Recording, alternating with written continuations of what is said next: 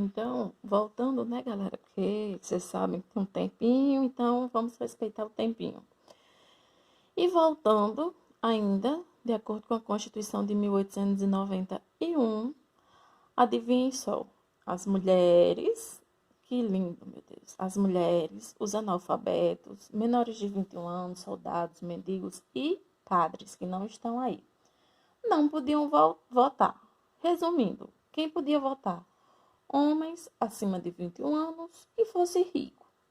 Ou seja, quase ninguém, né? Não é que nem hoje, que os votos é estendido para quem quiser, né? Acima de 16 anos, saiba ler, saiba não ler, seja bonito, seja homem, seja mulher, seja trans, não importa. Hoje todo mundo pode votar. Aqui não, aqui a restrição era grande, certo? Então, esses daqui seriam alguns tópicos da Constituição que iria ser elaborada após golpe republicano, certo?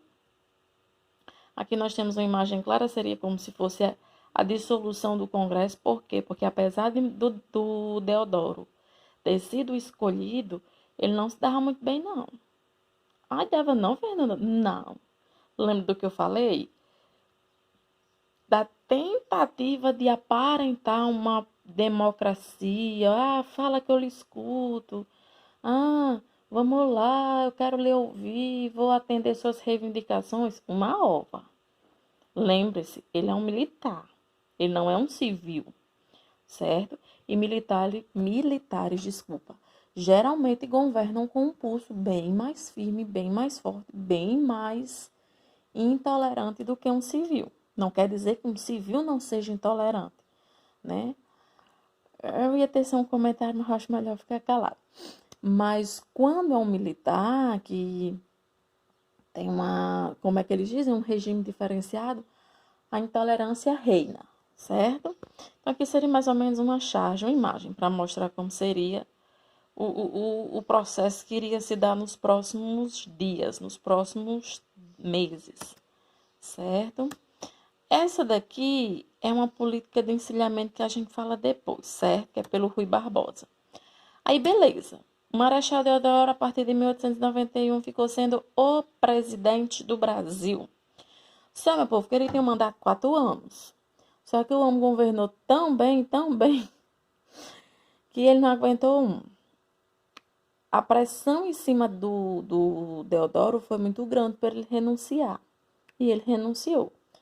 Na verdade, ele ficou menos de um ano, acredito que foi 7 meses. Eu sei que ele renunciou no dia 23 de novembro do mesmo ano que ele foi eleito, certo? E como era então o governo dele? Deixa eu ver se tem a fotinha dele aqui, porque com ele fica mais bonito, né? É, fica bem mais lindo. O governo era extremamente autoritário. Lembra a democracia? Morreu. Nepotismo, que é isso? Favorecimento a familiares. Vem aqui, Mariazinha, você é minha prima, você vai ser assessora de gabinete. Mas eu não sei ler, mas tem nada não, só em ser minha família já está empregada. O nepotismo até hoje é um problema muito sério, muito.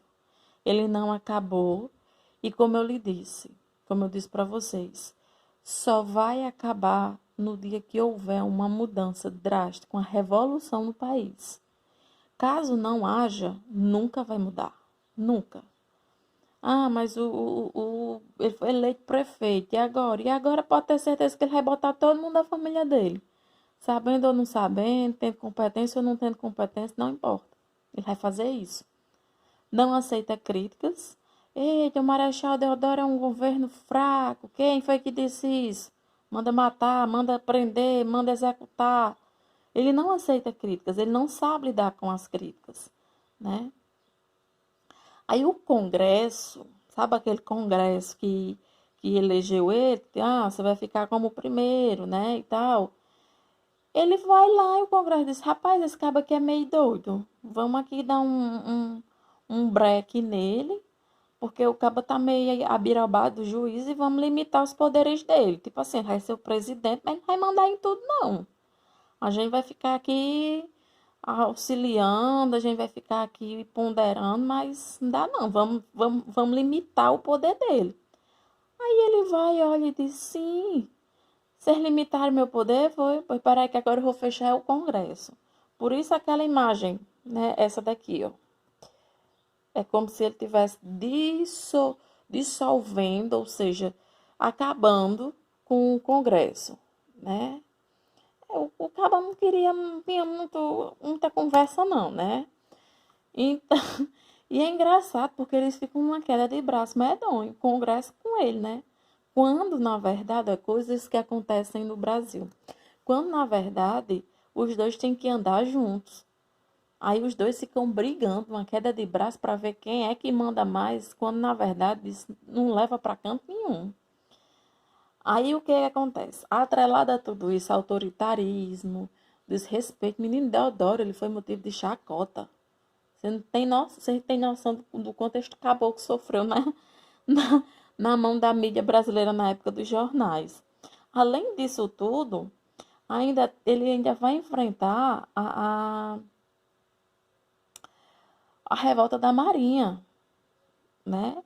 Os cabas vão lá no Rio de Janeiro, pegam os canhão, aponta tudo para o Palácio do Catete, que na época era a capital do Brasil, era o Rio de Janeiro. Aí pega os canhão tudinho, aponta lá para dentro da cidade.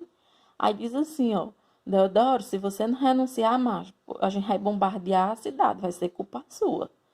Ah, claro que claro que ele não vai, né, renunciar neste momento. Mas tudo foi cansativo, né? Dizem que ele disse, não aguento mais, é muita martelada, né? Então, no dia 23 de novembro, antes de um ano que ele estava no poder, ele renunciou. Ele disse, não dá não, tchau, vamos embora aqui. Essa cadeira presidencial é muito louca, meu, não dá não, tchau, tchau, tchau. No lugar do Deodoro, assume o vice. Fernanda, o vice poderia assumir? Não, o vice não poderia assumir. Por que, Fernando, o vice não poderia assumir?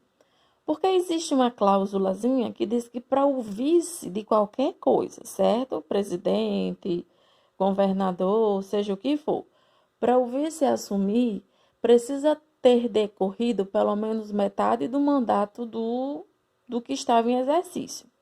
No caso, o Deodoro, ele não ficou 2 anos. O mandato não era de 4, então ele ficou 7 meses.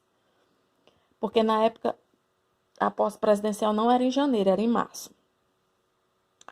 Então, o que aconteceu? Ele não decorreu metade, 50% do seu mandato.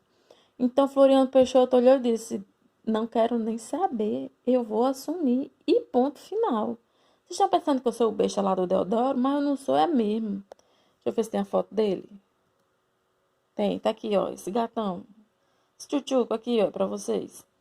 Então ele disse, eu vou ficar e ponto final. Vou botar ordem nessa bagaça e quem vai botar ordem nessa bagaça aqui sou eu. Então, pessoal, não que não pode, que o Congresso aí, ó, você falava assim com Deodoro, comigo não. Comigo, a história é mais embaixo, são outros 500.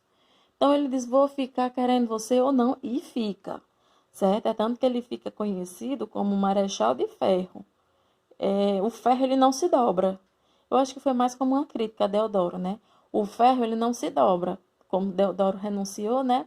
Ele disse, venham críticas, venham oposição, venham revoltas, venham manifestações, eu dou conta de tudo. O cara era quase o Superman, né? Então, esse era o lema dele, botar ordem na casa, né?